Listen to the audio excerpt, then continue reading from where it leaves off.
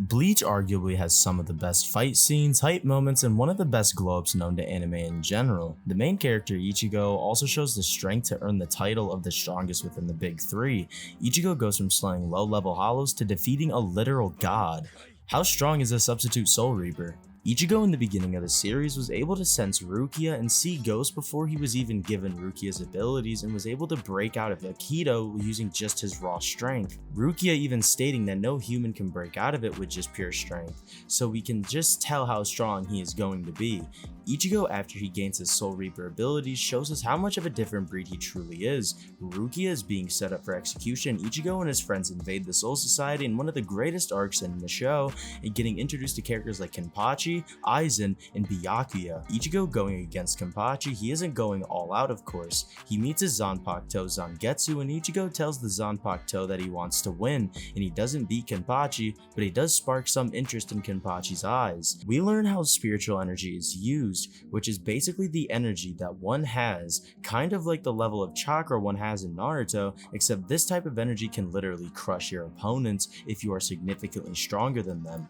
Ichigo, after some training, is able to awaken his Shikai and his Bankai, which makes him move so much faster, and is able to stop the Sokyoku, which has the explosive power of 1,000,000 Zanpakuto. Even when he goes against Byakuya, he blitzes him and even gets a concession from him saying that Ichigo wins this fight. Ichigo after this has to go against Aizen, who is arguably one of the strongest characters in Bleach. He trains for this. He utilizes his Hollow Mask, which grants him even more power and the abilities to use Hollow techniques. However, deeper into the story, Ichigo is forced to fight against Ulquiorra, a member of the Arrancar, which are hollows with their mask ripped off. Gin even explaining it's a gamble of what they will look like. Aizen branding Ulquiorra as the fourth strongest out of all of them. Ichigo standing starstruck when he hears this. He goes all out, struggling in the fight, gets his heart blown out. He hears Orihime screaming, and Ichigo loses control and enters Vasto Lord state.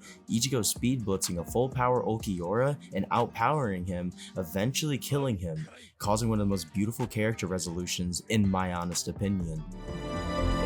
So this is how it ends. Tell me, what is a heart? I see now. In the palm of my hand is a heart.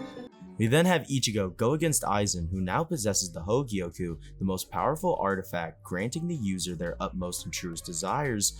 Aizen gaining so much strength that he is able to one-shot the Cleaner, a 4th dimensional guardian. Some say it was so Ichigo could train in Dangai, a dimension separate from space and time. It doesn't flow normally, so it's kind of like a hyperbolic time chamber in a sense. But when we see Aizen roam the human world, he just casually erases a man from existence from him just looking in his general direction, even though he isn't even able to see Aizen. Not that he intentionally did so, but because Aizen is on a whole other level than normal 3-dimensional creatures, as he is a transcendent being. Aizen, not being able to sense Ichigo's spiritual pressure, thinks Ichigo wasted his opportunity to get stronger, but that wasn't the case here. Ichigo was able to catch Aizen off guard and move the battlefield. Aizen and Ichigo going at it. Ichigo destroys a mountain from just a swing of his Zanpakuto, Aizen thinking that his Zanpakuto destroyed it when that was not the case. Aizen using Hado number 90, which is a torrent of gravity that distorts space and time, and wishes Ichigo luck to survive it because someone with his strength couldn't even begin to understand or comprehend it. Ichigo destroying it with one swing of his hand. Aizen transforming further with the Hogyoku reaches another level of strength, and Ichigo forced to use the final Getsuga Tensha, which sacrifices all spiritual energy by using all of it in one single strike, activates. This new form, Aizen goes in a rant explaining how he has achieved an evolution that is in a separate dimension from Shinigami, and how a 2-dimensional being can't interfere with a 3-dimensional being, and how Shinigami and humans have become unable to feel his Ryatsu unless Aizen lowers his powers for them to let them interfere, and he says that Ichigo is on another dimension higher than him. Ichigo uses the final attack, and it does stun Aizen hard, knocking him on the ground, but Aizen can still regenerate due to the Hogyoku's will, and his Zanpakuto breaks off, being now one with Aizen. But Aizen gets sealed, due to him actually wanting to be beaten by someone worthy, and the Hogyoku made that happen for Ichigo's case. Ichigo goes against the true powerhouse of the series, the Alpha and the Omega, Yhwach, wanting to recruit Aizen because he is too much of a threat because of the Hogyoku, misinterprets Aizen's goal. Ichigo goes against Yhwach at first, getting obliterated, and the Soul Society gets destroyed. Ichigo goes on a quest to get his true Bankai, and we get literal poetry to our eyes. Ichigo realizes that Zangetsu is Yhwach representing his Quincy powers, and he has to come to understand that he doesn't need to reject his other selves. He accepts all parts of his soul. He isn't wielding a power, he is wielding himself.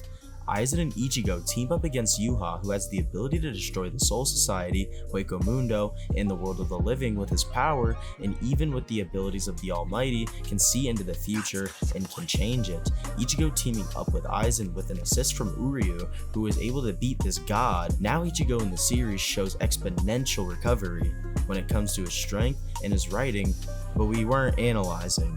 How strong is he? If we take his strongest form, we will say his transcendent state, or also known as Dangai Ichigo. We can scale him at 5D and at complex multiversal, as he was able to not have his Ryatsu sensed by Aizen, and Aizen having an inner monologue would have no reason to exaggerate or be hyperbolic.